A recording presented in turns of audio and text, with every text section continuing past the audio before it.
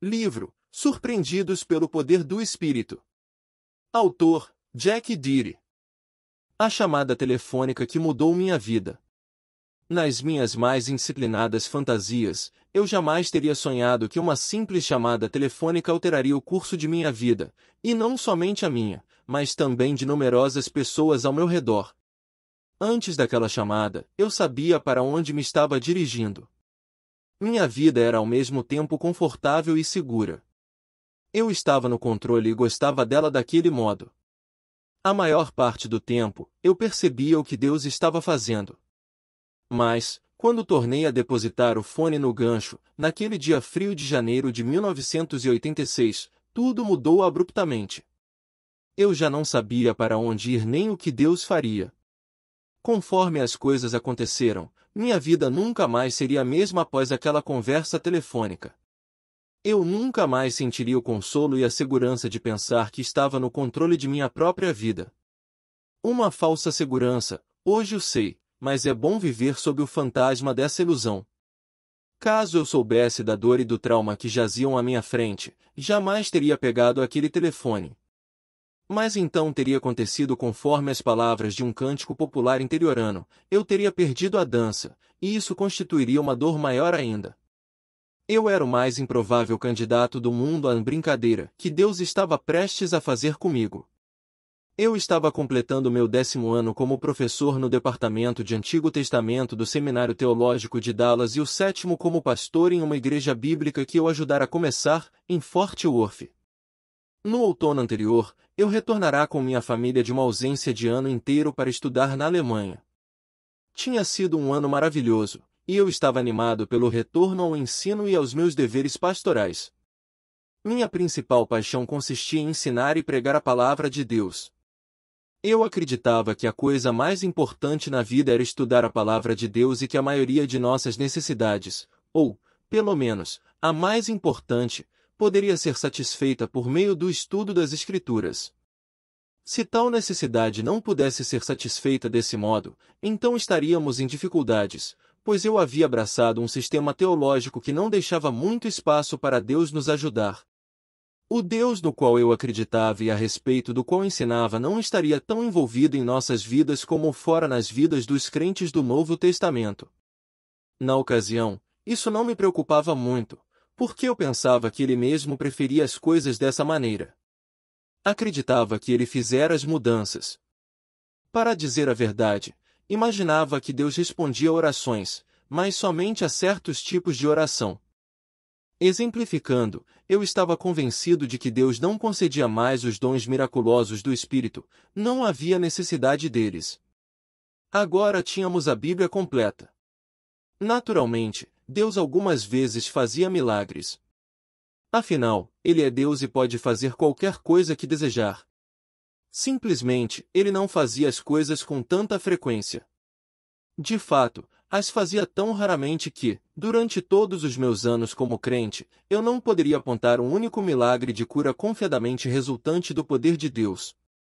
Eu nem ao menos tinha ouvido falar em algum milagre desses. Também não podia apontar um milagre historicamente comprovado, após a morte dos apóstolos, excetuando-se a conversão, que eu acreditava, como até hoje, ser o maior dos milagres. Além da conversão, minhas experiências mais próximas de um milagre eram respostas a orações, especialmente acerca de necessidades financeiras, por demais específicas para serem relegadas a meras coincidências. A ausência de milagres em minha experiência, contudo, não me perturbava, porque eu estava convicto de que Deus operara essa mudança. Eu tinha confiança de poder provar pelas Escrituras, pela teologia e pelo testemunho da história eclesiástica que Deus suspenderá os dons sobrenaturais do Espírito Santo. Também confiava que Deus não mais falava conosco, exceto por meio de sua palavra escrita. Sonhos, visões, impressões interiores e coisas similares eram-me tão subjetivas e ambíguas que chegavam a nausear-me. Soava-me como terrível afetação quando um de meus alunos me confidenciava: Deus falou comigo e... Dificilmente alguma coisa poderia provocar uma repreensão mais rápida e amarga do que a declaração: Deus falou comigo. Para mim, Qualquer palavra que se seguisse a tal declaração teria autoridade idêntica à das Escrituras. Isso me parecia não somente presunção, mas uma blasfêmia. Eu gostava de lançar no ridículo pessoas que diziam que Deus lhes falará. Como o leitor já deve ter sentido, eu não era o tipo de crente que procurava algo mais da parte de Deus. Não precisava de milagres de cura. Minha família e eu sempre havíamos gozado de boa saúde, e, nas raras ocasiões em que precisávamos de alguns curativos ou um pouco de medicina, os médicos da família eram mais do que suficientes. A nossa congregação era jovem, e pouquíssimas mortes haviam ocorrido em 7 anos de história. Curas divinas não apareciam na nossa lista de prioridades. Por certo, eu não precisava que Deus falasse comigo sobre os métodos subjetivos que ele usava com as pessoas da Bíblia. Afinal, agora eu dispunha da Bíblia e era uma daquelas poucas pessoas que contava com uma teologia excepcionalmente boa. Não, nem eu, nem meu círculo de amigos procurávamos algo mais. Quando havia algum problema, era como se eu desse mais de mim mesmo a Deus. Minha esposa, todavia, tinha um ponto de vista diferente do meu. De fato, se existe alguma razão humana pela qual eu tenha recebido aquela chamada telefônica, poderia atribuí-la às suas orações por mim.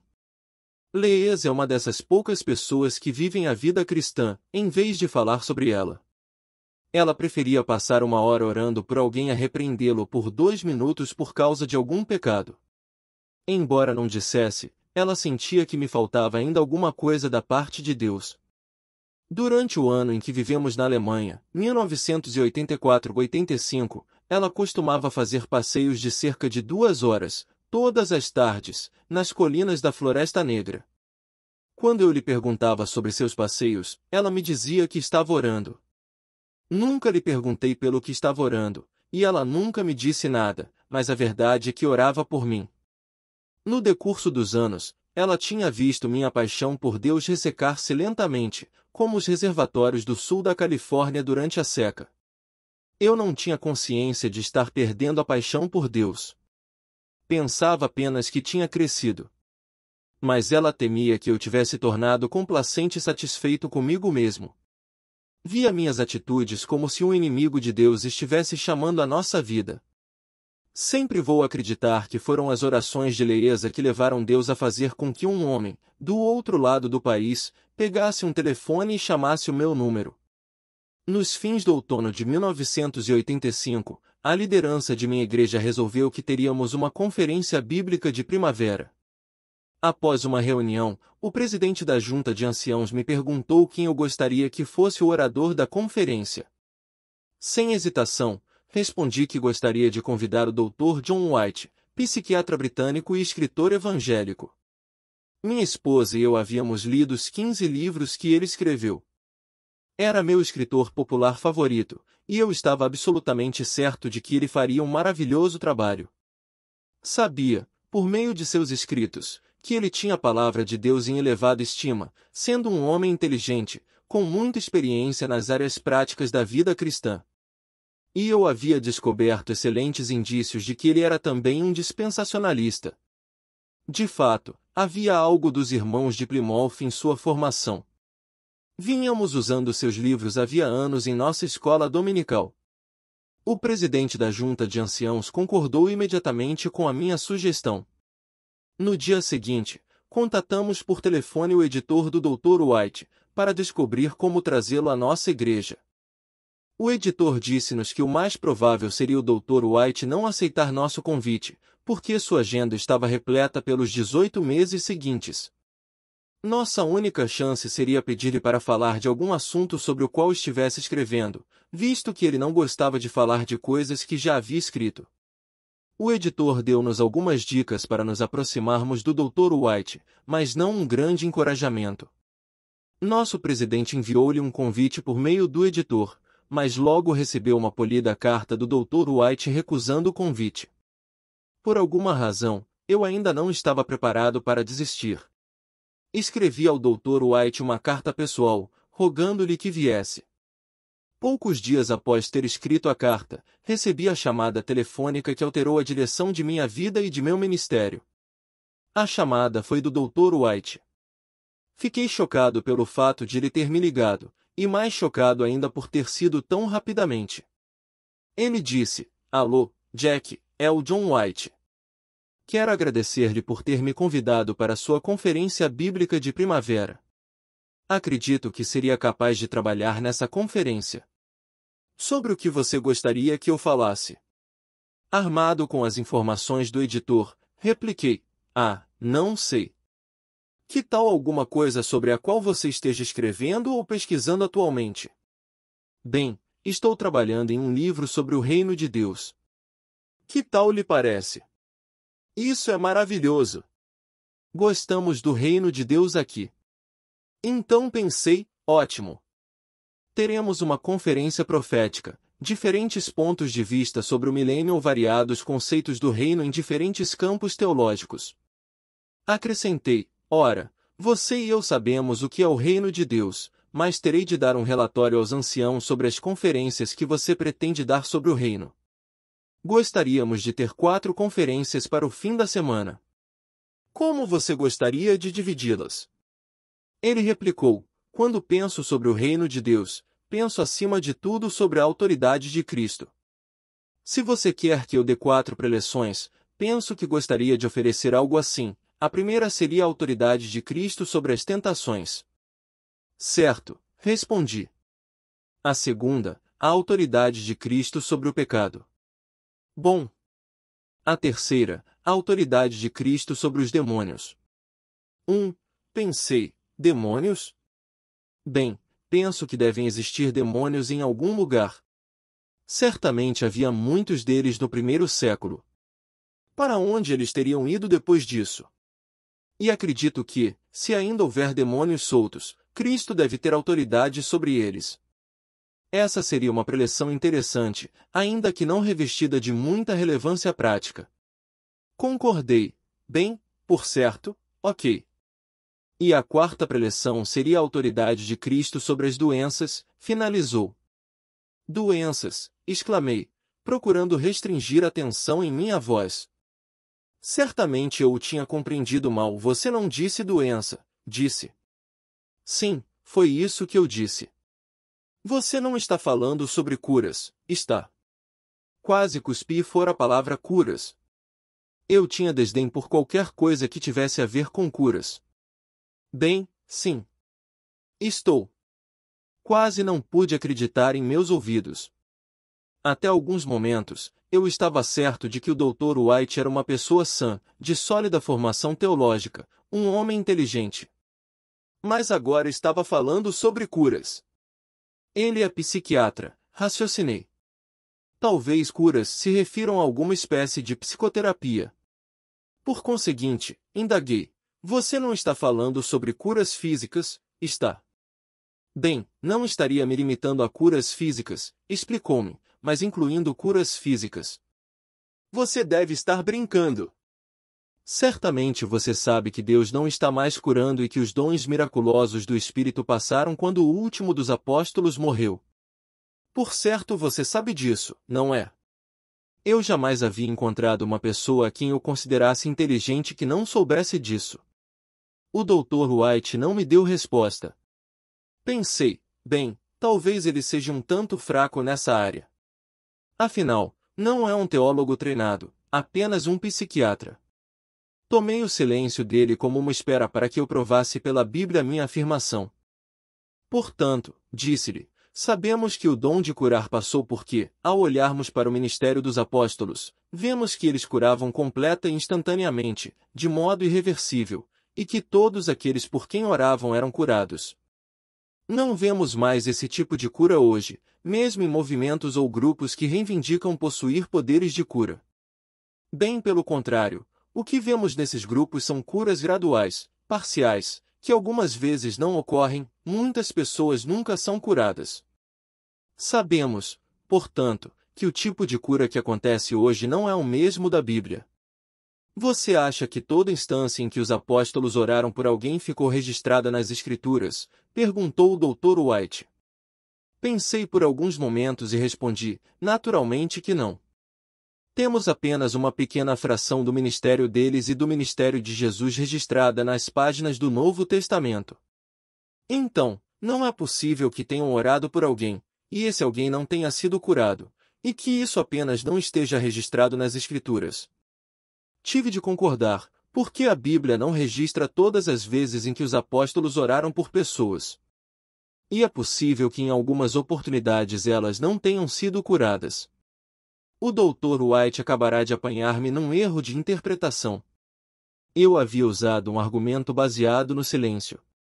Ora, isso era uma coisa que eu ensinava cuidadosamente aos meus alunos a não fazerem nunca.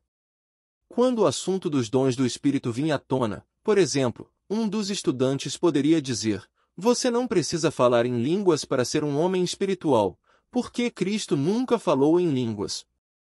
Então eu perguntava: "Como você sabe que Cristo nunca falou em línguas?" E aquele aluno retrucava: "Porque as Escrituras não dizem que ele falou em línguas." E eu imediatamente corrigi o aluno, lembrando-lhe que não se pode usar o que as Escrituras não dizem como argumento. Por exemplo, as Escrituras não nos dizem que Pedro tinha filhos, mas isso não justifica concluir, pelo silêncio da Bíblia, que ele não tinha filhos. Esse é o argumento do silêncio. No entanto, eu acabará de usar o mesmo argumento com o Dr. White, e me sentia envergonhado. Permanecia convicto, porém, de que estava com a razão. Eu tinha 4 outros argumentos bíblicos, alinhados e preparados para sair, mas pensei que deveria mostrar-me mais cuidadoso desta vez. Não queria ser apanhado em um outro erro. Meu próximo argumento seria que o apóstolo Paulo, no fim de sua vida, não pode curar Epafrodito, Filipenses 2, 25-27, nem Trófimo, 2 Timóteo 4:20, nem as frequentes enfermidades de Timóteo, 1 Timóteo 5:23. Para mim, esta era a prova de que o dom de curas tinha abandonado o apóstolo Paulo ou estava no processo de deixá-lo.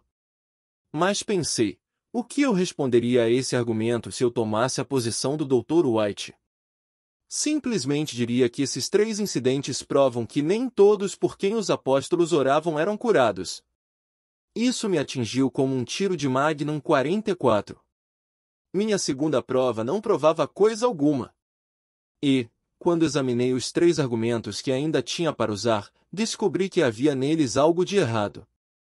Nos debates teológicos, eu procurava colocar-me no lugar do oponente e examinava pela sua perspectiva, de maneira bem crítica, os meus argumentos, procurando pontos fracos ou de evasão. Mas minha crença cessacionista nunca havia sido seriamente desafiada. Jamais precisará examinar esses argumentos tão de perto, porque todos os que faziam parte do meu círculo aceitavam-nos sem discutir. Apesar de ainda acreditar que estava com a razão, exasperei-me por encontrar erros em meus argumentos. Portanto, apenas deixei escapar para o Dr. White: "Bem, você já viu alguém ser curado?" "Ah, sim", respondeu ele com voz tranquila. Ele não queria debater comigo. Nada tinha para vender-me. De fato, era eu quem estava procurando trazê-lo à nossa igreja. Portanto, ele apenas disse: "Ah, sim", mas não ofereceu exemplos. Tomando de novo a ofensiva, pedi-lhe: "Conte-me sua cura espetacular mais recente." "Não estou certo sobre o que você quer dizer com espetacular, mas lhe contarei 2 curas recentes que me impressionaram." Então, contou-me de uma criança pequena, na Malásia, que estava coberta com eczemas, da cabeça à ponta do pé. A eczema estava crua em alguns lugares e soltava um líquido. Tal era o desconforto da criança que ela havia mantido os pais acordados nas últimas 36 horas. Agia de maneira tão selvagem que tiveram de agarrá-la para orar por ela. Assim que o Dr. White e sua esposa, Lori, impuseram-lhe as mãos, a criança caiu no sono. 20 minutos após a oração, a animosidade parou, e a vermelhidão começou a desaparecer. Na manhã seguinte, a pele da criança havia retomado seu aspecto normal. Estava completamente curada. O Dr. White contou-me uma segunda história espetacular de ossos que realmente mudaram sob suas mãos, enquanto ele orava por alguém que tinha uma deformidade. Depois de ouvir as 2 narrativas, concluí: há somente 2 opções. Ou o Dr. White me está dizendo a verdade, ou está mentindo. Mas ele não está enganado. Ele é médico. de fato, tem sido um professor associado de psiquiatria há 13 anos. Já escreveu sobre alucinações e sabe a diferença entre enfermidades orgânicas e psicossomáticas. Ele não está enganado. Ou está me dizendo a verdade, ou está me enganando intencionalmente. Pensei sobre isso por alguns momentos. O que ele teria a ganhar me enganando? Ele não estava pedindo para vir à minha igreja, eu é que estava rogando que viesse. Outro assim, tudo em suas maneiras refletiam o Espírito do Senhor Jesus. Eu estava convencido de que ele me dizia a verdade. Estava convicto de que Deus havia curado as duas pessoas sobre as quais ele tinha acabado de falar. Mas também estava convencido de que Deus não concedia mais os dons do Espírito e deveria haver outra explicação para aquelas curas. Por conseguinte, disse-lhe, bem, Dr. White, acredito que o o senhor me está dizendo é verdade e gostaria que o senhor viesse à minha igreja e apresenta-se às 4 preleções, incluindo essa sobre as curas. Há mais uma coisa que precisamos discutir, Jack. Se eu for à sua igreja, eu não gostaria apenas de falar sobre curas. Gostaria também de orar pelos enfermos. Orar pelos enfermos. Você quer dizer na igreja? Eu estava pasmo. Minha mente percorreu rapidamente as alternativas. Não poderíamos apenas pegar um aleijado ou um cego e ir a alguma saleta isolada onde ninguém soubesse o que estaríamos fazendo ali. Eu estava certo de que, se orássemos por um enfermo, diante da igreja, e ele não fosse curado, alguém teria sua fé destruída. Bem, poderemos trabalhar os detalhes quando eu chegar, replicou ele. E acrescentou, só que eu não gostaria de apenas falar sobre curas, mas também de orar por algum enfermo, na igreja. Falou-me com grande gentileza, mas eu sabia que, se não lhe fosse permitido orar pelos enfermos, ele não viria. Respirei fundo, antes de responder, bem, Dr. White, eu realmente quero que o senhor venha e apresente as preleções, e aceito que ore pelos enfermos de minha igreja, mas isso não depende só de mim. Os demais pastores e anciãos têm de concordar antes que tornemos o convite oficial. E não estou certo de como reagirão a essa sugestão. Compreendo seus temores, Jack, bem como os temores deles.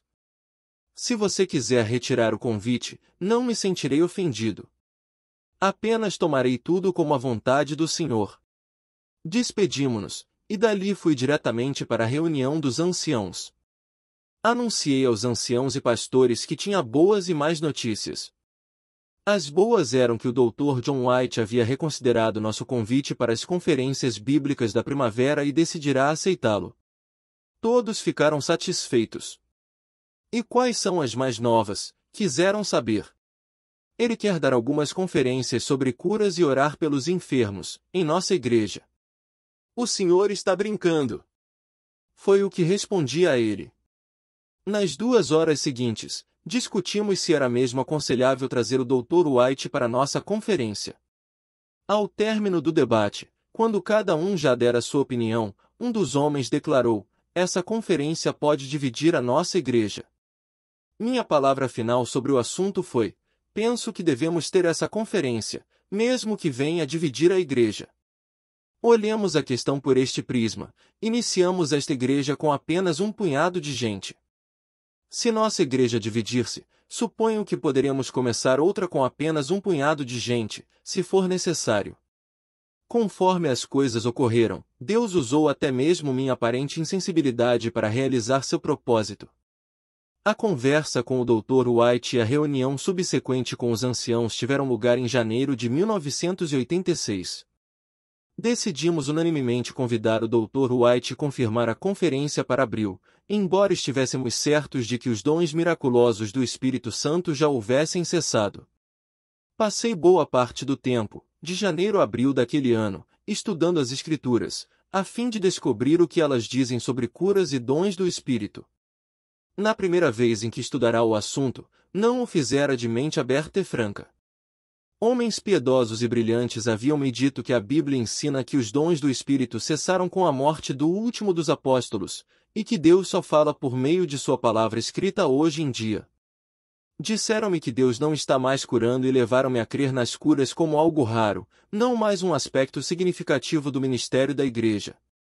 Portanto, eu não estudará as Escrituras para descobrir realmente o que elas ensinam sobre curas e dons do Espírito. Antes, procurava recolher mais razões por que Deus não mais fazia tais coisas. Agora, porém, questionava todos os meus argumentos cessacionistas à luz do ensino bíblico. E, desta vez, tentei ser tão objetivo quanto podia. À época da conferência, em abril, minha maneira de pensar sofreu uma radical reversão. Meus estudos convenceram-me de que Deus curaria sempre e que a cura é um aspecto importante no ministério da Igreja.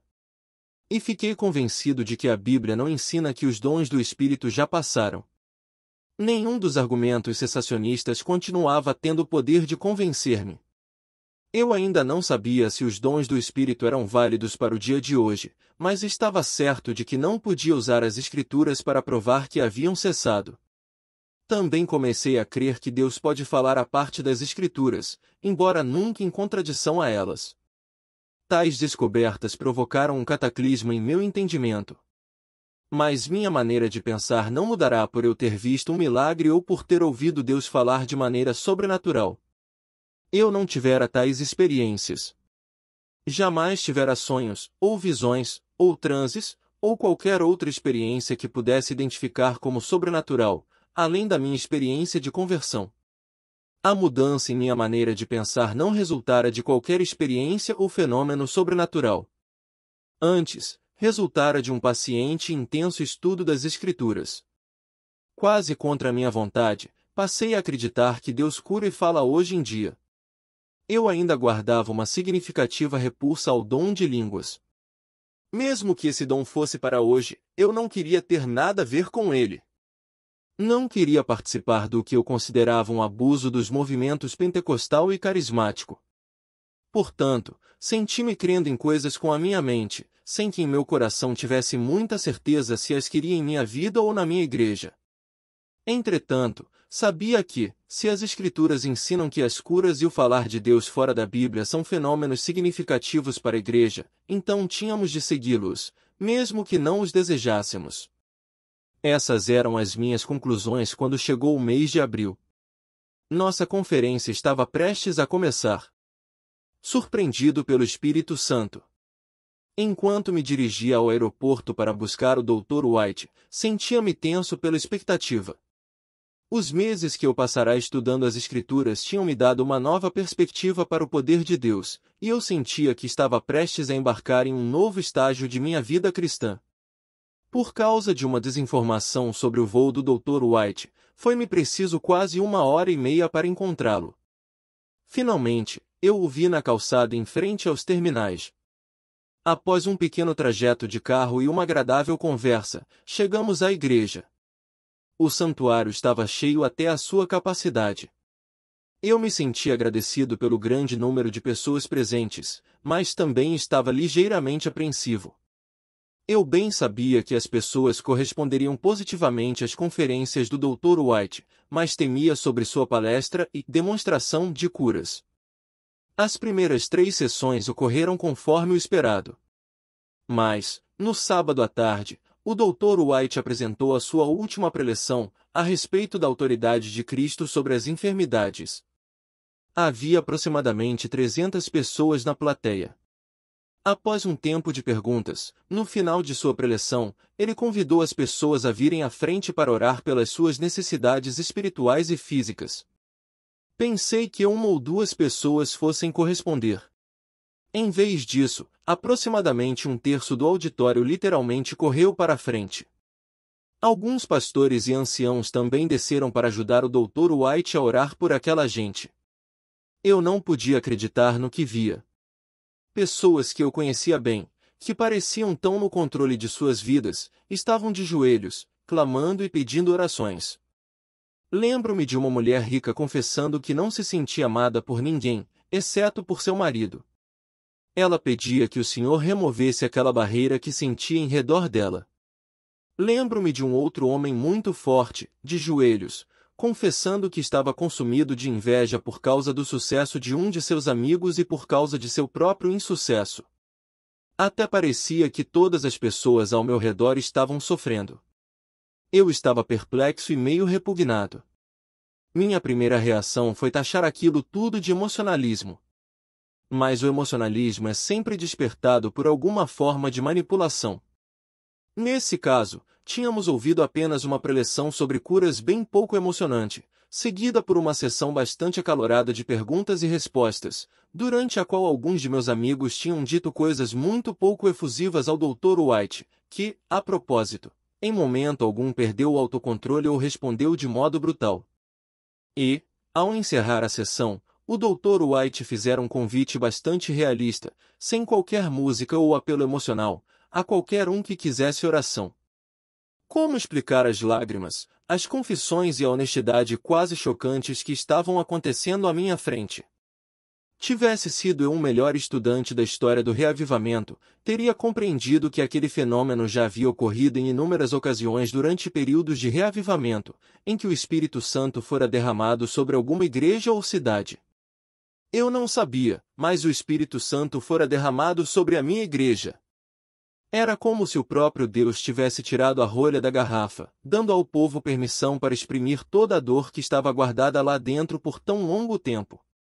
A honestidade e a coragem que foram necessárias para confessarem seus pecados e suas dores indicavam realmente a presença do Espírito entre nós naquele dia.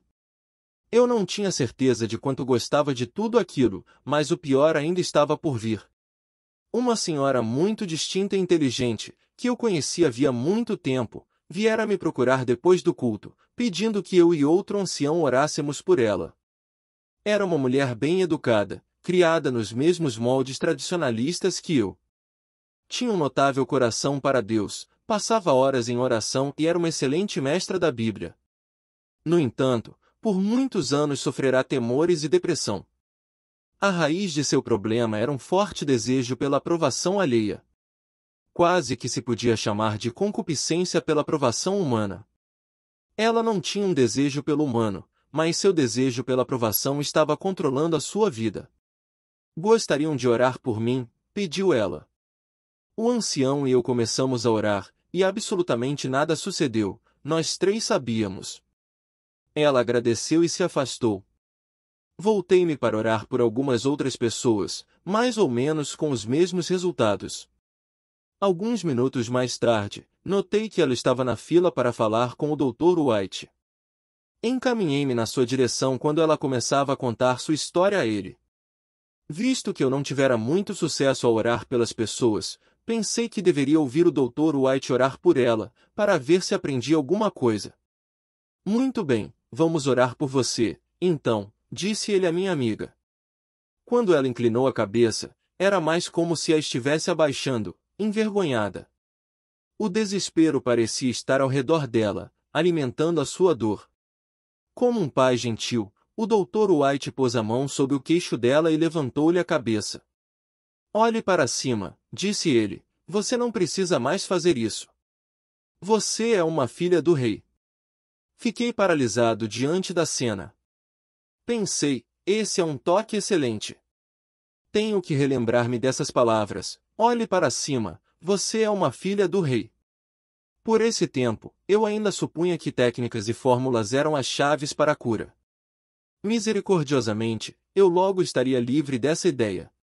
Então ele pôs a mão de leve sobre um dos ombros dela e disse, Senhor, leva a tua serva linda, não é seu verdadeiro nome na tua presença agora, em nome de Jesus Cristo. Ela não sente o afeto do Senhor Jesus Cristo por ela. Permita que ela sinta em seu coração o quanto Jesus a ama. Quando ouvi o Dr. White dizer isso, acendeu uma luz dentro de mim. E pensei, obviamente, é por isso que ela sente necessidade da aprovação de seus semelhantes. Ela não sente em seu coração o afeto que Jesus tem por ela.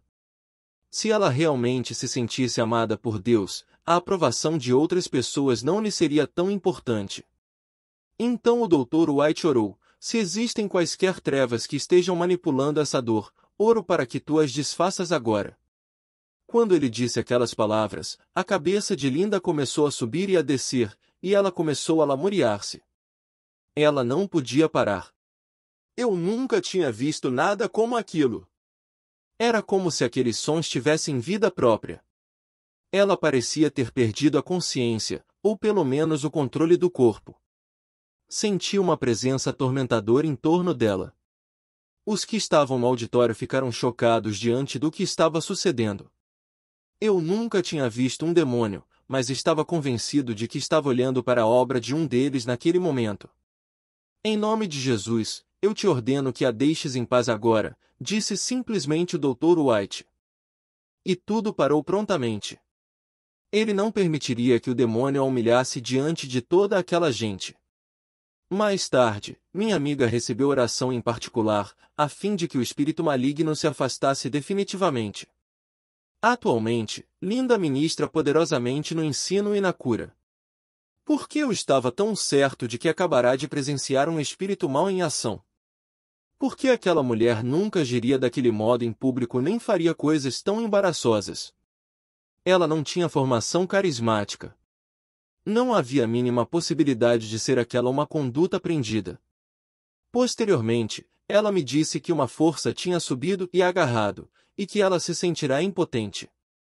Somente o nome do Senhor Jesus trouxe-lhe de volta o controle. Enquanto eu havia sendo atormentada, pensei em todos os anos que ela havia passado em aconselhamento cristão sem qualquer melhoria significativa. Ela havia seguido orientações espirituais de seus pastores, e até receberá julgamentos de alguns deles. Todavia, embora orasse e lesse a Bíblia fielmente, ela nunca demonstrara melhora, e a razão era simples: havia um poder demoníaco por detrás de grande parte de sua depressão e temor. Senti lágrimas rolando-me pelo rosto quando percebi o dano que pastores arrogantes, como eu mesmo, podem infligir aos filhos do Senhor. Algumas vezes estamos tão seguros de que sabemos as causas da dor ou da depressão de alguém. As pessoas, acreditávamos, melhorariam se seguissem nossas pequenas prescrições espirituais. Mas quando elas aceitavam nossos conselhos e não melhoravam, então nos irávamos contra elas. Pensei em todos os maus conselhos que eu dera àquela querida senhora, bem como em todos os anos de aconselhamento profissional a que ela se submetera. Percebi quão tolos nós, pastores e conselheiros, havíamos sido. Não se aconselha demônios a deixarem as pessoas. E nem os demônios saem quando alguém aceita nossos conselhos e torna-se mais disciplinado. Os demônios só saem através do poder do sangue de Cristo. Até o Dr. White chegar, nenhum dos pastores ou conselheiros tivera o discernimento para perceber a causa das aflições de Linda, pelo que ela tinha sofrido muito nas mãos de seus médicos. Foi naquele momento exato, pela primeira vez, que pude ter a certeza de que o Senhor falou comigo. As palavras soaram-me, não audíveis, mas tão claras como se fossem: você é um enganador e um manipulador, você está brincando de igreja. Escritas, essas palavras podem parecer muito duras, mas não me soaram assim naquele dia. O que ouvi não foi uma condenação, mas um convite. De alguma maneira entendi que estava em uma encruzilhada na vida e que a maneira pela qual eu respondesse àquela voz estabeleceria um novo direcionamento à minha vida. Ou eu estaria me movendo mais para perto de Deus, ou me afastando dele. Então simplesmente respondi: sim, Senhor. Esse simples sim foi o começo de um reaprendizado do que significa tornar-se filho no reino de Deus. Não somente temos de tornar-nos como crianças para entrar no reino dos céus, Mateus 18:3, mas também precisamos continuar na humildade de uma criança se quisermos progredir no reino, Mateus 18:4. Quando eu disse sim, estava concordando com a avaliação que Deus fez de meu caráter e ministério. Eu tinha acabado de cruzar o limiar de um arrependimento que se tornaria tão profundo que eventualmente quebraria as correntes de alguns dos mais arrogantes preconceitos acerca da vida e do ministério cristãos. Entretanto, não senti as correntes caindo de mim, na ocasião. Em vez disso, senti-me como uma pequena criança cujo pai está prestes a mostrar-lhe um caminho melhor. Na manhã seguinte era domingo. Acordei em estado de choque. Nossa igreja havia sido visitada por um demônio. Pus-me a pensar no quanto refletiria a frequência no domingo. Mais do que isso, porém, indaguei sobre os conflitos e as divisões que poderiam surgir. Quanto mais eu pensava, maior o temor que me assaltava. Agora eu não estava tão seguro de querer esse novo ministério se isso significasse que as pessoas se tornariam emotivas e que demônios haveriam de manifestar-se abertamente. Então fiz algo que um teólogo treinado jamais faria. Sentei-me no divã, abri a Bíblia ao acaso e comecei a ler. Sempre me considerei acima disso. Sempre desprezar as pessoas que costumavam tomar passagens ao acaso, numa espécie de roleta bíblica. O que eu deveria ter feito era apanhar a concordância e olhar todas as passagens sobre o temor, mas não foi isso que fiz. Simplesmente abri a Bíblia e pedi que Deus falasse comigo. Abri em Lucas 8, e meus olhos caíram imediatamente sobre o versículo 26, bem em cima da história do endemoniado Gerazeno. Li a história toda, a maravilhosa história de como Jesus expulsou uma legião de demônios de um homem, e como o indivíduo voltou à normalidade. Então cheguei ao versículo 37. Todo o povo da circunvizinhança dos Gerazenos rogou-lhe que se retirasse deles, pois estavam possuídos de grande medo. E Jesus, tomando de novo o barco, voltou. Eu estava prestes a fazer o que os Gerazenos tinham feito. Em grande misericórdia, o Senhor Jesus Cristo tinha visitado a nossa igreja e enviado o Espírito Santo para impelir a confissão e descobrir o poder demoníaco, a fim de fortalecer-nos e curar-nos. E agora eu estava a ponto de pedir-lhe que nos deixasse, porque estava com medo da reação de algumas pessoas. Arrependi-me imediatamente e pedi ao Senhor para perdoar-me. E disse-lhe que sempre que ele quisesse tratar com um demônio em nossa igreja, tinha a minha aprovação. Terminada a conferência, os anciãos e pastores concordaram que deveríamos começar a orar regularmente pelos enfermos em nossa igreja. Ao término de nossos cultos, simplesmente convidaríamos as pessoas que quisessem receber a Cristo como seu Salvador ou desejassem oração pelas suas necessidades espirituais, físicas ou financeiras. Não tínhamos a mínima intenção de nos tornar carismáticos, pentecostais. Simplesmente queríamos cumprir o mandamento bíblico de Tiago 5, 14 a 16. Está alguém entre vós doente? Chame os presbíteros da igreja, e estes façam oração sobre ele, ungindo-o com óleo, em nome do Senhor.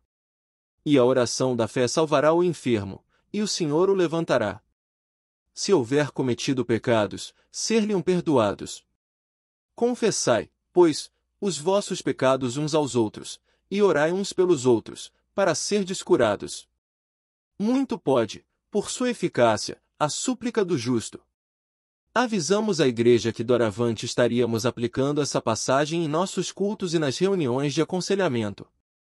Daqui em diante, os anciãos e os pastores da igreja estariam dispostos a visitar os lares, sempre que fossem chamados, para orar pelos enfermos. Naturalmente, sempre havíamos desejado fazer aquilo, mas agora nós realmente encorajávamos pessoas a obedecerem ao texto. E também os informamos de que, sempre que viessem em busca de aconselhamento, ficaríamos felizes não somente em aconselhá-los, mas também em impor-lhes as mãos e orar por eles, de acordo com o modelo do Novo Testamento. Pouco tempo depois de começarmos a orar pelas pessoas em nossos cultos, uma senhora, chamada Ruth Gay, procurou-me. Ela me contou que tinha um aneurisma e que na quarta-feira iria a um hospital para fazer uma segunda angiografia. Aneurisma é um vaso sanguíneo inchado, de modo que as paredes se tornam finas. O perigo é que os vasos podem estourar, resultando na morte da pessoa. Na quinta-feira, os médicos haveriam de operá-la a fim de reparar o aneurisma.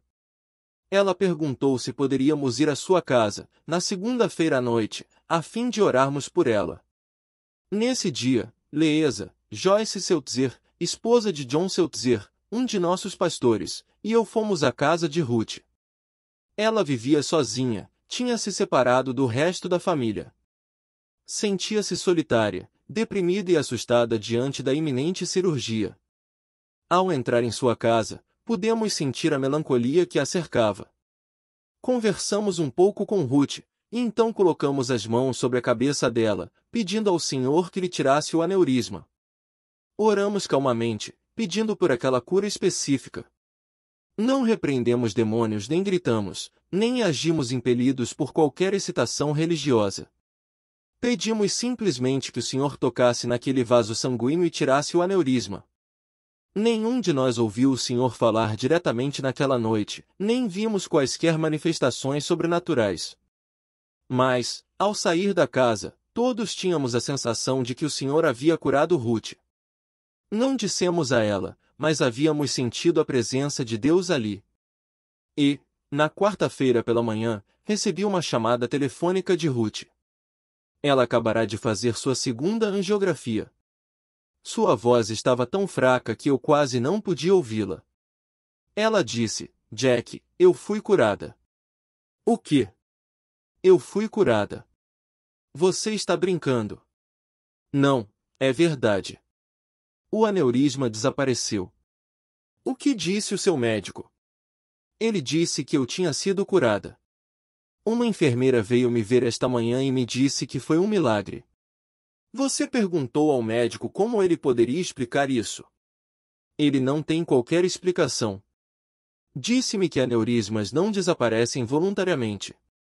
Os aneurismas precisam ser corrigidos cirurgicamente. Perguntei-lhe se ele já tinha visto algo semelhante, e ele respondeu que nunca e que não tinha explicação para o que acontecerá, mas que eu havia sido curada. Essa foi a primeira cura documentada pela medicina em nossa igreja. Deus mostrará grande misericórdia por uma de suas filhas que estava solitária, deprimida e assustada. Continuamos, pois, a orar pelos enfermos, e presenciamos outras curas, algumas físicas, outras emocionais. Também vimos algumas manifestações demoníacas, embora nunca mais em cultos públicos. Durante minha nova aventura com o Senhor, eu havia sido primeiramente surpreendido pelas Escrituras, em seguida, pelo Espírito. Mas isso foi apenas o começo. Sinais e membros de Vimber. Quando contatei inicialmente o Dr. White, não sabia que, 7 meses antes, encontrava-se ele morando em Anaheim, estado da Califórnia, e frequentando a igreja de John Vimber. O irmão Vimber era então pastor da Vineyard Christian Fellowship, em Anaheim, e líder do movimento Vineyard. Após minha conversa inicial com o Dr. White, colocará-me ele a par de tudo. No momento, aquilo não significou muito para mim, pois jamais ouvirá falar sobre John Vimber ou sobre Vineyard. Isso porque já não lia, havia anos, quaisquer revistas populares evangélicas, e eram estas justamente que traziam os relatórios sobre Vimber e a Vineyard. O Dr. White falou-me de Vimber de maneira positiva. Aconselhou-me, inclusive, a procurá-lo para falar acerca de cura divina. Em seguida, mencionou as curas operadas por Vimber, curas estas, aliás, que ele mesmo estava para averiguar. Depois disso, ouvi dizer que Vimber estava para vir a Fort Worth, onde faria conferências na Igreja Batista de Lake Country. Resolvi ouvi-lo na quinta-feira à noite. Não me sentia, porém, muito confortável em visitar uma igreja batista que estava nadando num movimento chamado a Terceira Onda. Além do mais, já havia sido advertido por os amigos a respeito de John Vimber. Segundo se dizia, coisas bizarras aconteciam nessas reuniões. Por precaução, levei comigo 10 membros de minha igreja. Teria testemunhas que haveriam de confirmar que eu lá estivera apenas para avaliar, e não participar. Como havíamos chegado tarde, sentamo-nos na última fileira, bem perto da porta, só para estarmos em segurança. Os presentes já estavam cantando. Alguns erguiam as mãos, mas nada de estranho estava acontecendo. Passados 30 minutos, o pastor Jim Hilton, um dos oradores mais requisitados entre os batistas do Sul, apresentou John Vimber. Ao assumir o púlpito, Vimber anunciou que, naquela noite, discorreria sobre o reino de Deus. Imediatamente, eu disse comigo mesmo, confrontarei cada palavra sua, avaliando-a pelas Escrituras. Fim do livro Amostra. Adquira o livro completo. Link na descrição.